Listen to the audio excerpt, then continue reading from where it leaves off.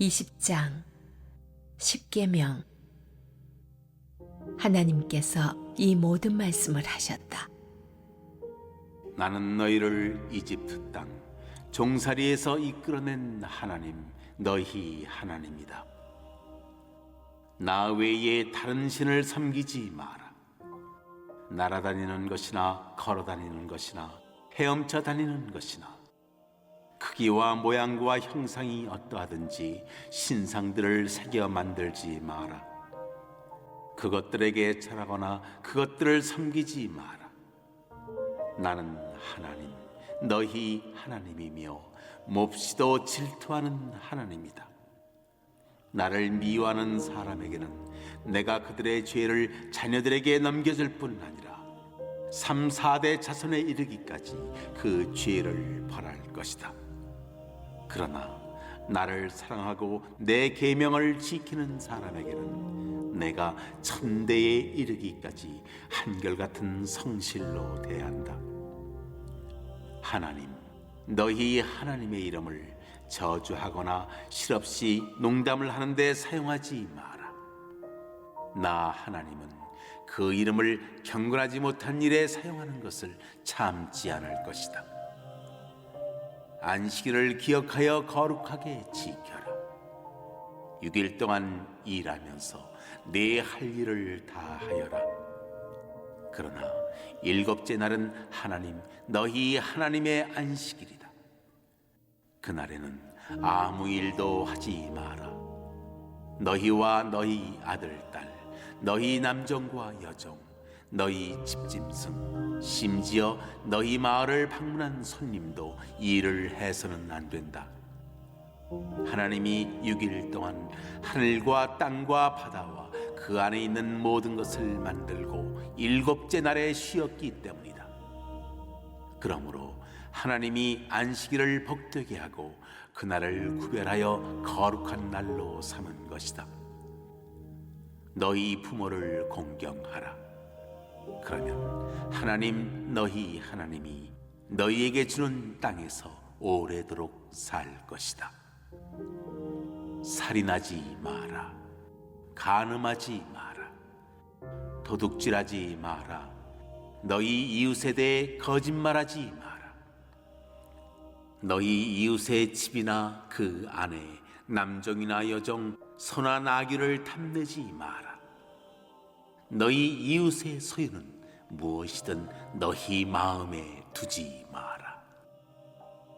온 백성이 전둥소리와 번개와 나팔소리와 연기 자욱한 산을 보고 두려워하며 뒤로 멀찍이 물러섰다. 그들이 모세에게 말했다. 당신이 우리에게 말씀하십시오. 우리가 듣겠습니다. 하나님께서 우리에게 말씀하시지 않게 해주십시오. 하나님께서 직접 말씀하시면 우리는 죽습니다. 모세가 백성에게 말했다. 두려워하지 마십시오.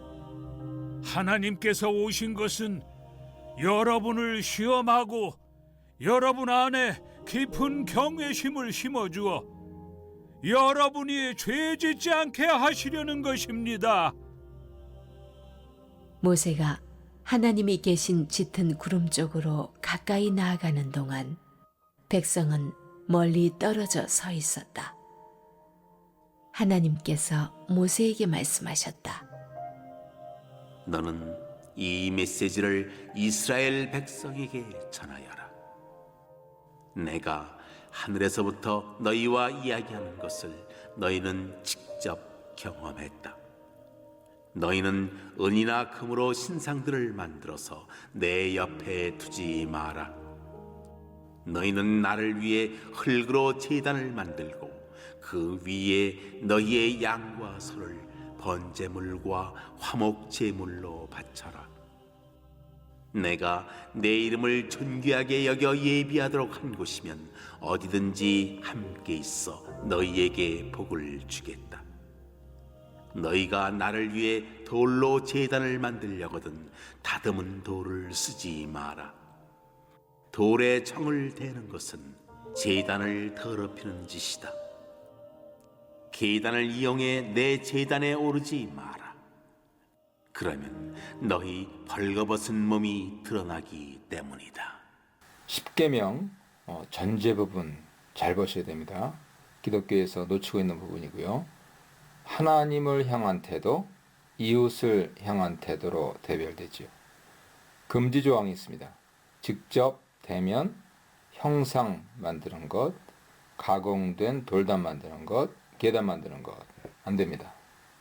십계명은 하나님을 주어로 하는 나는으로 시작합니다. 그리고 이스라엘을 단수 너로 지칭하고 있습니다. 단수 너는 십계명이 공동체 질서와 삶을 위한 규약이지만 또한 이스라엘 각 개인에게 주어졌다는 것을 시사하죠. 그들은 이집트 종들이었습니다. 여기서 종들의 집이라는 표현은 그들이 이집트 땅에서 당했던 고통을 잘 표현해 주죠. 해방된 그들은 어떤 상황 속에서도 과거 고통스러운 삶을 망각해서는 안 됩니다. 십계명은 해방되어 자유민이 된 그들을 위한 새로운 헌장이죠. 그래서 하나님께서 다시 기억시키십니다. 나는 너를 애굽 땅 종되었던 집에서 인도하여 낸 네 하나님 여호와라. 유대인들은 바로 이것을 십계명 제1조로 삼고 있습니다. 기독교에서 첫째 계명은 한나라에 두 왕이 존재할 수 없다는 선언입니다. 우주의 창조주 왕, 유일하신 통치자는 하나님이십니다. 고통당하던 이집트 땅에서 이집트 신들은 그들에게 매력이 없었습니다. 그러나 그들은 가나안 땅으로 들어간 뒤 생각이 달라졌습니다. 그 땅 신들을 받아들였죠. 그들에게 가나안 신들은 전혀 새로웠습니다. 온갖 풍요로움과 때에 맞는 비를 내리는 다신의 신이고 번영의 신이었습니다. 하나님께서는 이 상황을 미리 아시고 첫째, 둘째 계명을 엄중하고 단호한 어조로 선포하십니다. 모든 형상화된 신은 허용될 수 없습니다. 하나님을 특정한 사물과 틀에 제한하려는 것은 만물의 주인이신 그분에 대한 모독이죠. 하나님은 다른 신 숭배를 질투한다고 말씀하십니다. 째째하다는 느낌을 주는 단어 질투가 인간 정서상 너그러우신 하나님께 안 어울려 보입니다. 그러나 이 단어는 부부간 사랑의 정절을 파괴할 때 배우자 분을 일으키는 질투 그것입니다. 질투가 없다면 애정이 없죠. 많은 구약 본문들이 우상 숭배와 다른 신을 섬기는 것을 간음이라 비난하고 있습니다. 세대로 이어지는 죄의 안갚음, 순종에 대한 대가인 천대에 이르는 장구한 은혜가 크게 대비됩니다. 구약 성경은 죄값 승계에 대해 두 가지를 모두 이야기합니다. 첫째, 아버지 죄에 대한 징벌이 자동으로 후손에게 가해지지 않는다는 명제가 있습니다. 죄의 공동 책임 원리가 때로 적용되지 않는다는 이야기죠. 각 사람은 각자 죄로 망합니다.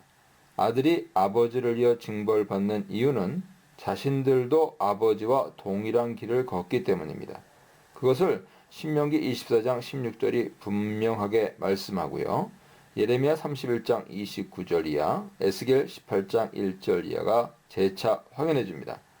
예레미야와 에스겔 질책을 받은 당대 이스라엘 사람들은 국가 재난이 자신들의 죄로 인한 것이 아니라고 항변했습니다. 이것은 공평한 처사가 아니다. 에스겔 18장 25절입니다. 아들 이가 시린 것은 아버지가 신 포도를 먹었기 때문이다. 예레미야 31장 29절, 에스겔 18장 2절입니다. 현재 고통은 과거 조상들의 반역의 산물이다. 에스겔 18장 19절입니다. 자신들은 이토록 무서운 재앙을 당할 만큼 큰 죄를 지은 적이 없다. 그러나 선지자들은 죄에 대한 개별 책임 원칙을 재확인합니다.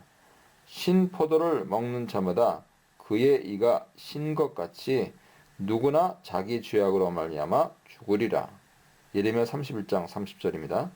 범죄하는 영혼은 각기 자신의 죄로 인해 죽을 것이나 회개하는 자는 그 영혼을 보존할 것이다.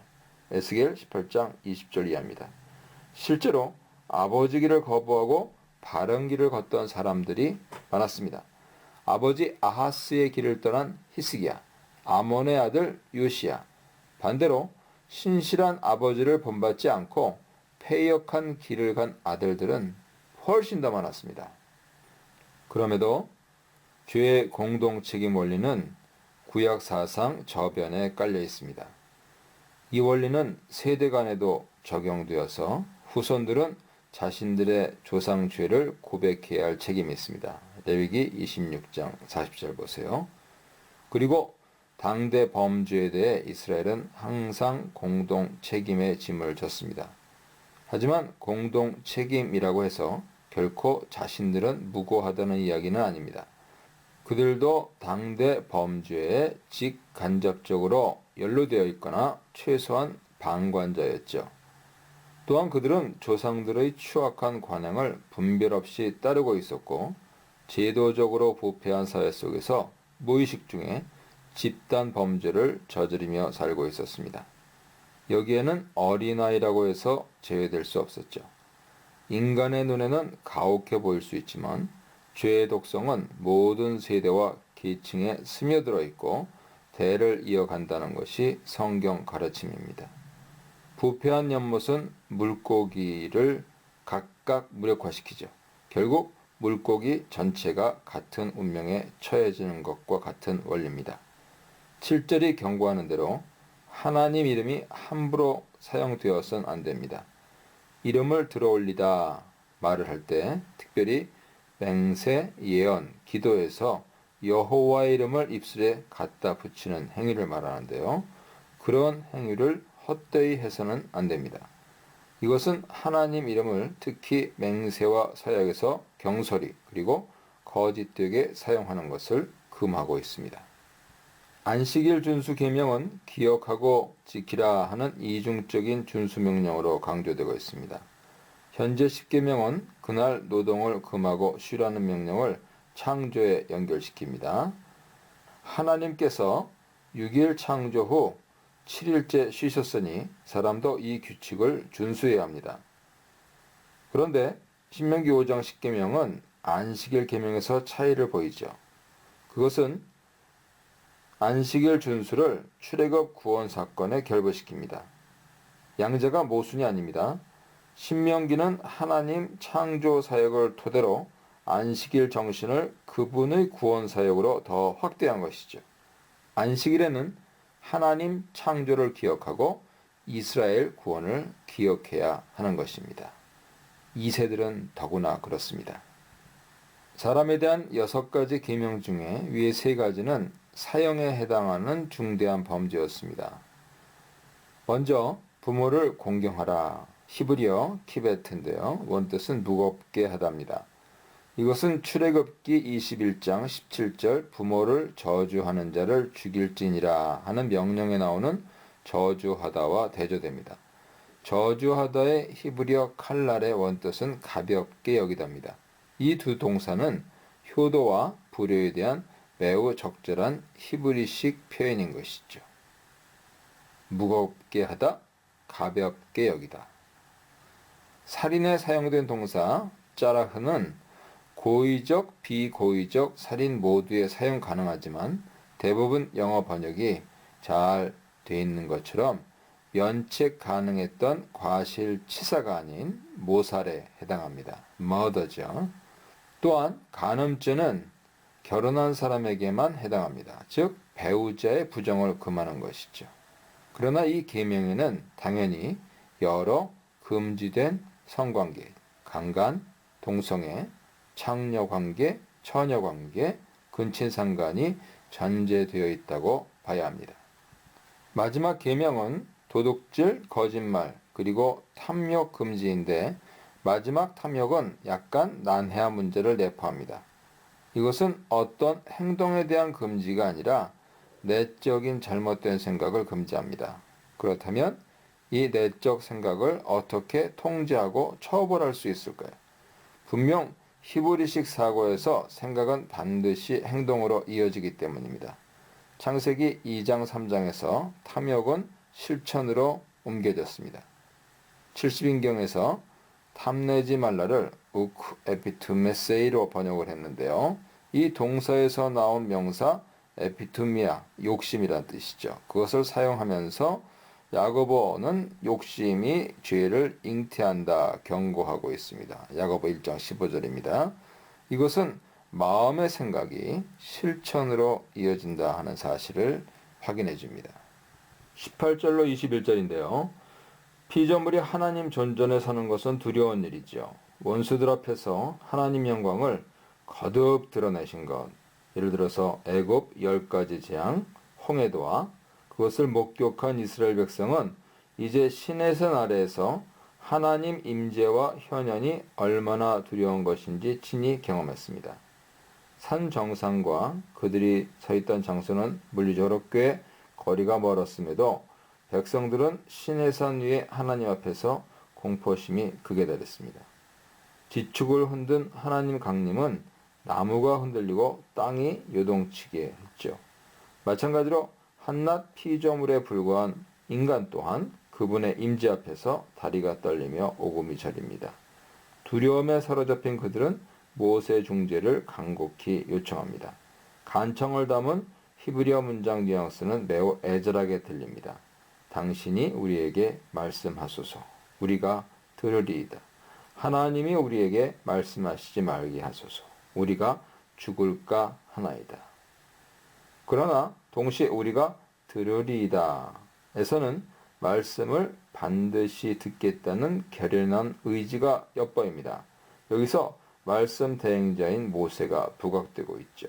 모세는 하나님 말씀 전달자입니다. 이제 그의 입에서 선포되는 말은 하나님 말씀입니다. 이미 모세의 특별한 지위는 19장 9절에서 확정되었죠.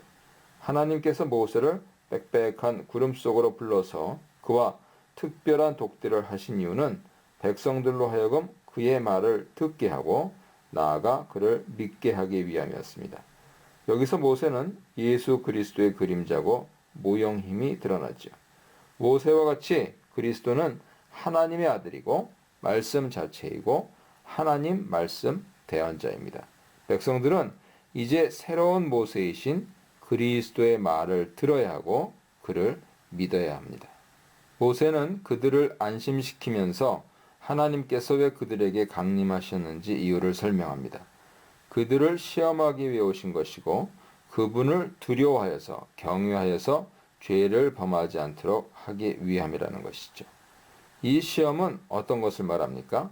어떤 사람은 시험하다의 히브리어 동사 나소트를 두려운 영광을 경험케 하다 혹은 단련시키다로 해석하자고 하는데 르비딤에서 백성들이 하나님을 시험한 것처럼 이제 시내산에서 하나님께서 백성을 시험하고 계신 것으로 보는 것이 좋겠습니다.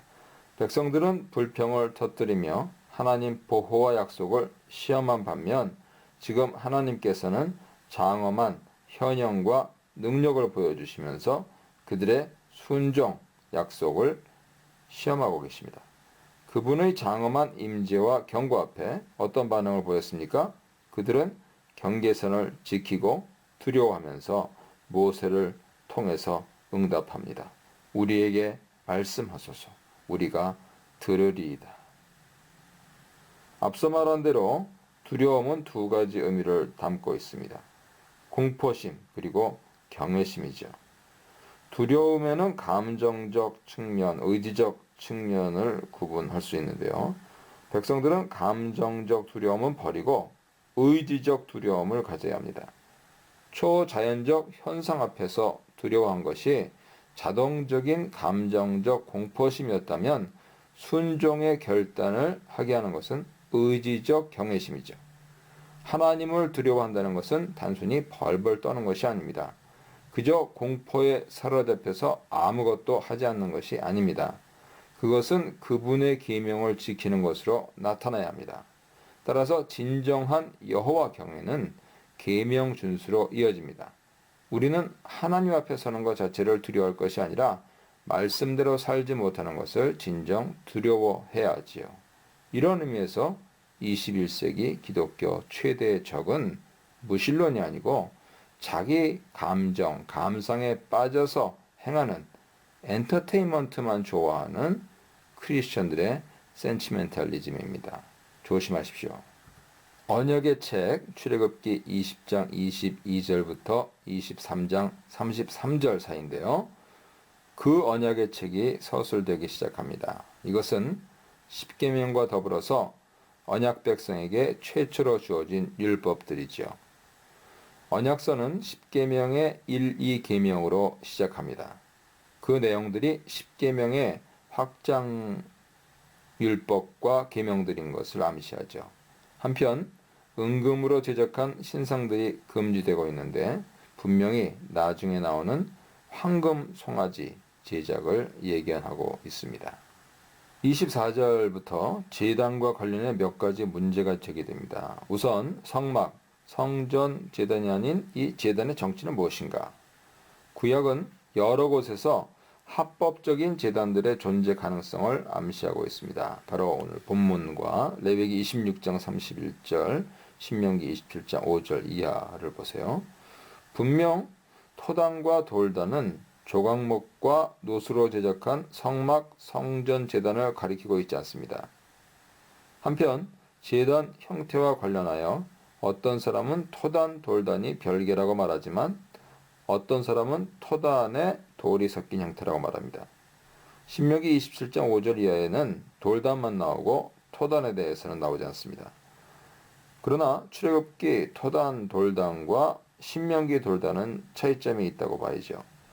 출애굽기는 비상시 지을 수 있는 임시 제단으로 보이고요. 신명기는 에발산에 짓도록 명령된 고정된 공식 제단입니다. 따라서 토단과 돌단은 별개 양식의 제단이었지 않나 이렇게 추측할 수가 있습니다. 토단과 돌단이 별개였던 혼합되었던 중요치 않고요. 주목해야 할 점은 제단 구층에는 다듬은 돌, 정으로 손질한 돌이 사용되어선 안 된다는 것이죠. 어떤 학자들은 그것이 가나안 제단 형식이었기 때문에 금지되었다고 합니다. 최근의 고고학 발견에 따르면 가나안 제단들도 자연석 그대로 사용되고 있음이 드러납니다. 구약에서는 사람 손을 타지 않은 자연 그대로의 것을 여호와께 바치고 원형이 보존되는 것을 가치 있게 보는 사례들이 자주 나타나죠. 첫 열매, 첫 새끼 헌물, 멍에를 매지 않은 소, 처녀성을 간직하는 것, 흠없는 짐승들 같은 예가 되겠죠. 아마도 제단을 위한 자연석 요구는 이러한 신학적 배경이 깔려 있을 것입니다.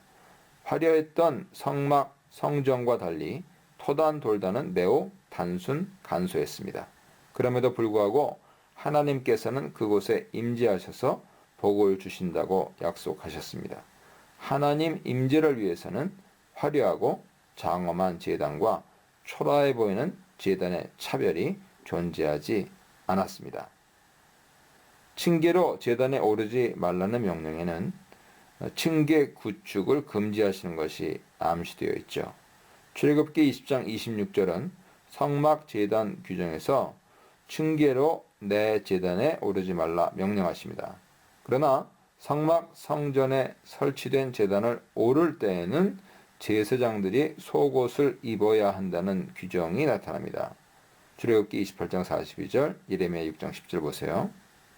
이것은 인간의 하체 노출이 여호와를 욕되게 했기 때문일 것입니다. 또한 그들이 제단에서 내려온다는 진술이 등장하는데요. 레위기 9장 22절입니다.